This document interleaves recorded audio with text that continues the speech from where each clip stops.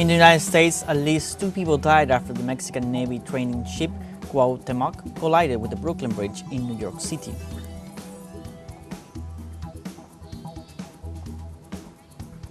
And in the Vatican City, the inaugural Mass of recently elected Pope Leo XIV took place.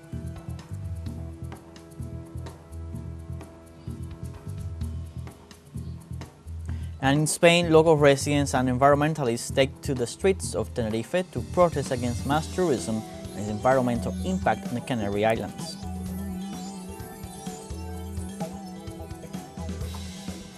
Hello, welcome from the South. I'm Luis Alberto Matos from the teleSUR studios in Havana, Cuba. We begin with the news. Stay with us.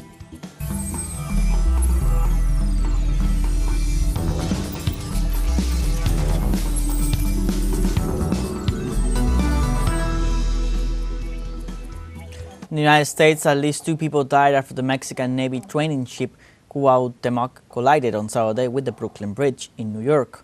Authorities confirmed that the vessel had 227 people on board, 22 of whom were injured, 2 of them in critical condition, while 2 died due to serious injuries and another 27 were transferred to receive treatment. The 2 deceased were crew members of the ship. It was learned that the accident took place at 9 p.m. local time on Saturday when 2 masts of the sailboat broke upon impact with the structures of the Brooklyn Bridge. Municipal emergency services acted quickly to attend to the situation and provide the affected people with the necessary medical assistance.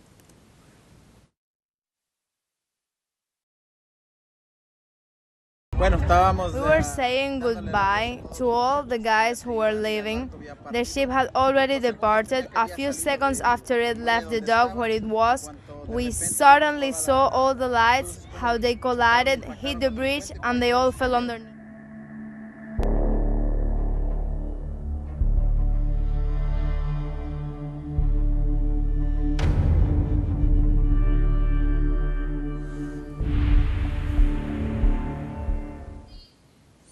In Palestine, the number of people killed after a new Israeli airstrike in a refugee camp in the Gaza Strip has risen to 36.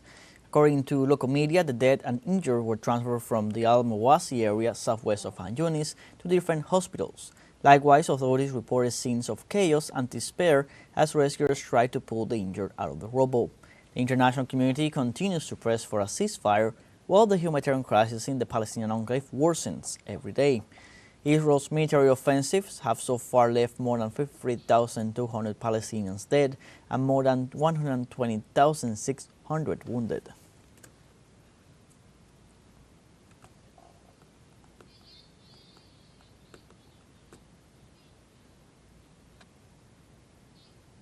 And the Israeli regime announced a new ground operation against Palestine in order to intensify its aggressions in the Gaza Strip. The Israeli army reported a military advance in the Gaza Strip dubbed Operation Gideon's Chariots as part of its ethnic cleansing policies in the occupied Palestinian territories. In the last days, the people of Gaza are facing a health crisis due to the new Israeli bombardments against hospital facilities, which were treating thousands of wounded civilians. According to the last report, the few functioning hospitals received more than 360 wounded as a consequence of the Zionist aggressions in civilian areas of the enclave.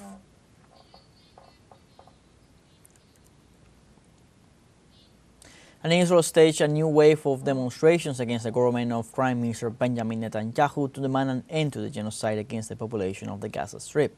Thousands of Israeli citizens took to the streets of Tel Aviv to show their rejection of Netanyahu's policies. Demonstrators denounced that the new genocidal escalation by the Zionist government against the Strip puts at risk the lives of the Israelis held in the coastal enclave. They also warned that the government is leading Israel to a senseless political war and demanded the end of aggressions against Palestine.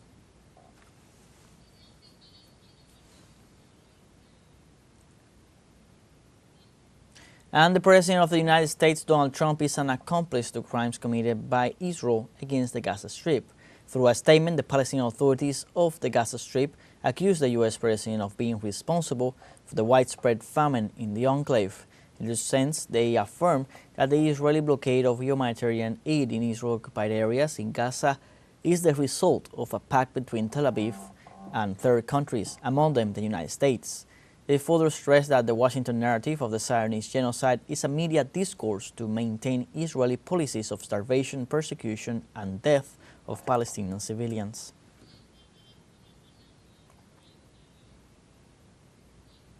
And social organizations in Palestine warn that at least 65,000 children are at risk of death due to the destruction and shortage of food resulting from the Israeli genocide against the Gaza Strip. According to reports, Palestinian women and children are the most affected by the starvation policies implemented by the Zionist regime in that Palestinian enclave. Israel's decision to prevent the delivery of humanitarian aid to the occupied areas led to the closure of bakeries and the paralyzation of activities by social organizations that provide food to the Palestinian people. In this sense, the social organizations accuse the Tel Aviv regime of implemented famine policies as a tool to advance in the extermination of the Gazati population.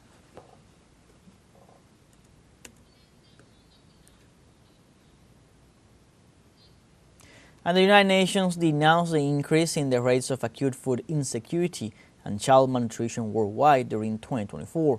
According to the report, more than 295 million people in 53 countries suffer acute levels of hunger, while child malnutrition reached high levels, especially in the most vulnerable regions such as the Gaza Strip and countries like Mali and Yemen, where at least 30 million children suffer the consequences of the most critical feeding phase.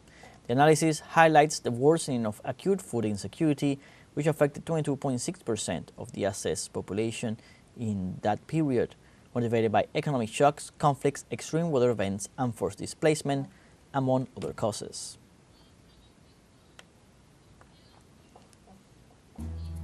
We now have our first break coming up. Remember, you can join us on TikTok at teleSUR English, where you'll find news in different formats, news updates, and much more. We'll be right back. Stay with us.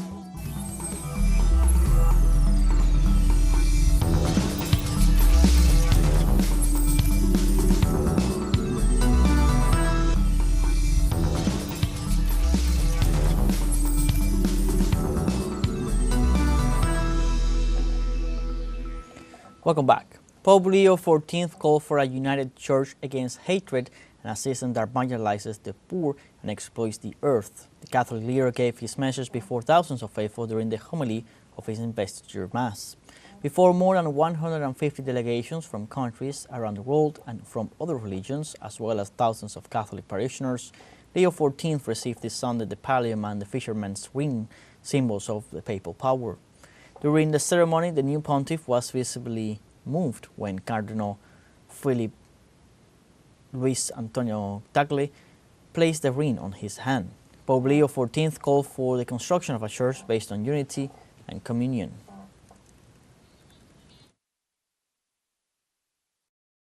Hermanos y hermanas, quisiera que este fuera nuestro primer gran deseo. Brothers and sisters, I would like our greatest desire to be a united church as a sign of unity and communion, a starter for a reconciled world.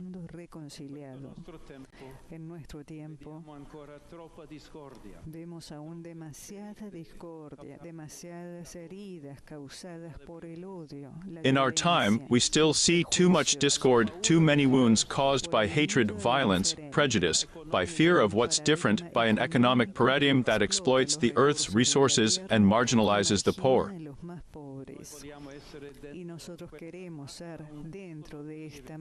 And we want to be, within this Mass, a seed for unity, communion, and fraternity. Also, Pope Leo XIV in his message made reference to those enduring the Israeli genocide on the Gaza Strip. La alegría de la fe y de la comunión no podemos olvidar los hermanos y hermanas. Rejoicing in faith and communion, we cannot forget those brothers and sisters suffering the war in Gaza. The children, families, and elderly survivors reduced to hunger. Están reducidos. On Sunday, more than 10 million Portuguese were called to vote to select the 230 deputies who will make up the Assembly of the Republic for the next four-year term. So far, turnout in this Sunday's legislative elections at 4 p.m. local time is down 3.5 points from a year ago. In total, 48.28% of the electorate had voted by that time, according to data released by the Ministry of the Interior. The difference is greater political polarization and tension due to suspicions of conflict of interest. These elections stand out for having been brought forward due to the departure of Prime Minister Luis Montenegro, affected by the scandal of his family company, Spinum Viva, and the resignation of his predecessor in office, Antonio Costa, involved in a corruption scandal.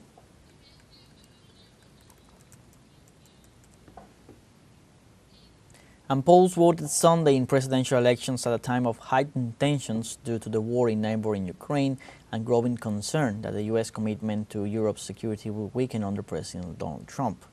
The two leading candidates are Warsaw Mayor Rafał Trzaskowski, a liberal ally with Prime Minister Donald Tusk, and Karol Nawrocki, a conservative historian who has the support of the National Conservative Law and Justice Party. A runoff between the two is expected to be held on June 1st. The election is also a test of the strength of other forces, including the far right. Polling stations opened at 7 a.m. and at least 29 million voters were eligible to exercise their right to vote. Exit polls will be published when voting ends, but results are expected possibly on Monday or Tuesday.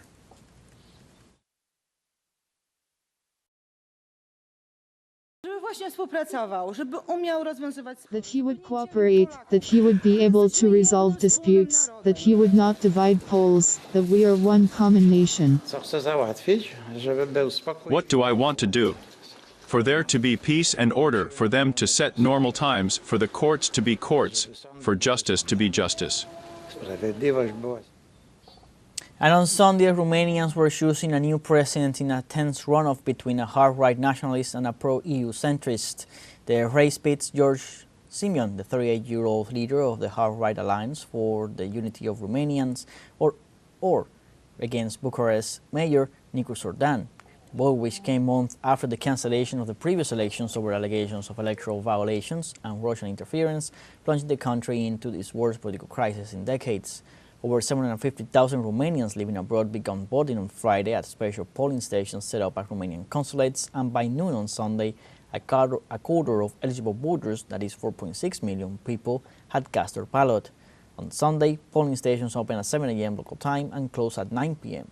Results are yet to be announced.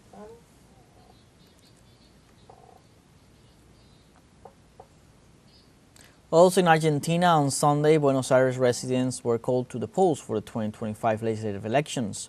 Over 3 million people are expected to take part in the parliamentary elections in the autonomous city of Buenos Aires to renew 30 of the 60 seats to the Buenos Aires legislature.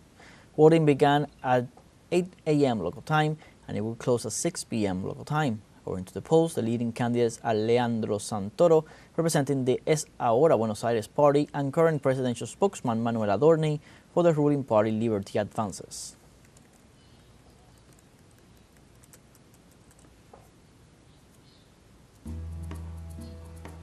We now have our second break coming up. Before we invite you to visit our Facebook page at teleSUR English, there you'll be able to watch our top stories, special live coverage, and much more.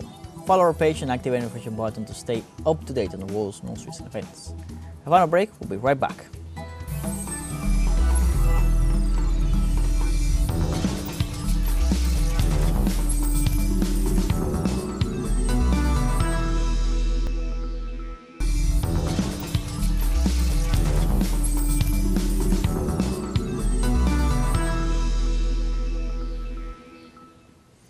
Welcome back. In the Spanish island of Tenerife, dozens of people took to the streets to protest against mass tourism and its environmental impact on the Canary Islands.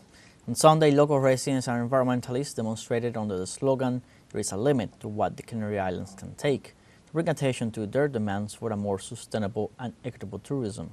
Demonstrators called for the implementation of an eco-tax so that tourists can contribute to the preservation of the environment, and they urged for housing purchases by non-residents to be regulated. According to the Canary Islands Statistics Institute, in 2024, the islands got 18 million visitors. However, local residents say such influx does not translate into benefits, but has provoked housing prices to skyrocket.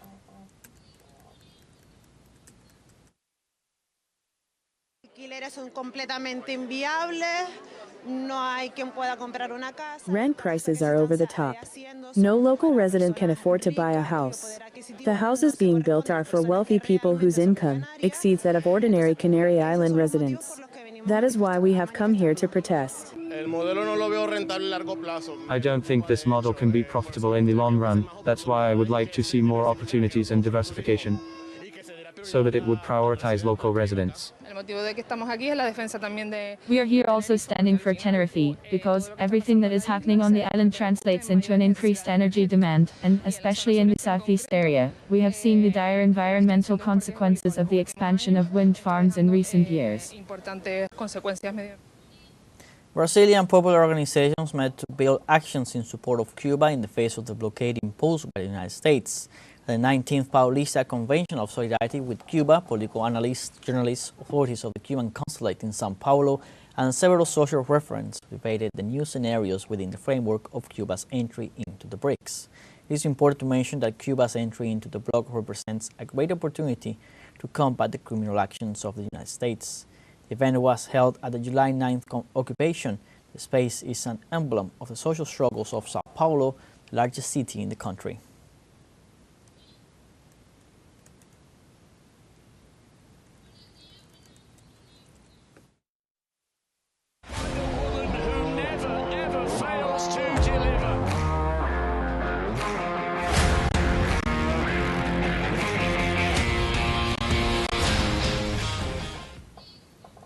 The 22nd Hawaiian Great Wall Marathon in China took place on Saturday in Jisu, Tianjin, on the outskirts of Beijing. 1,219 runners were taken onto the historic structure, where they needed to conquer 5,164 steps. Participants also passed through landscapes and villages of the rural province of Tianjin. The runners traveled from all over the world to the event in China in order to combine vacation with adventure and running. In total, people from 52 nations participated in the 22nd Great Wall Marathon. The biggest group was from the U.S. with 122 runners. The Hawaiian Great Wall Marathon started in 1999. The racing course included the Hawaiian section of the Great Wall and local villages. It was absolutely amazing. Absolutely amazing. Everything was... It actually flew by. There was so much to see, and the people were amazing, and the scenery and the wall, and yeah, it just took my breath away. Felt good in the beginning, made it up the wall, and then was just cruising on the flat, and then probably 2/3 through the race, legs started cramping up, and it was a bit more difficult from there, but pushed through, made it up the wall one more time, and here we are. Feeling okay right now. I enjoyed the views and the downhill. The last peak was very, very tough. But we got there, and it's lovely to see so many different nationalities come together and run it.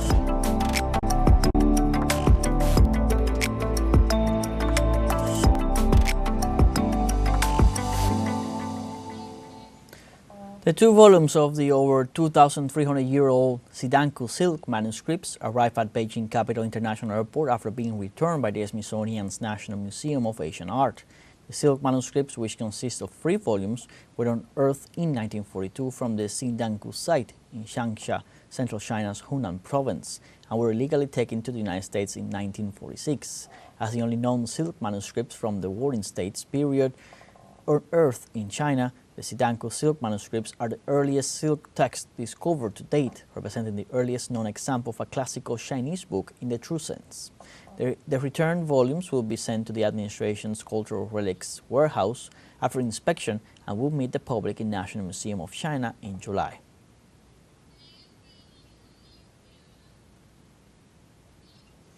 Like this, we have come to the end of this news brief. You can find these and many other stories on our website at telesurenglish.net. Join us on our social media, Facebook, X, Instagram, Telegram, and TikTok. TeleSUR English, I'm Luis Alberto Matos. Thanks for watching.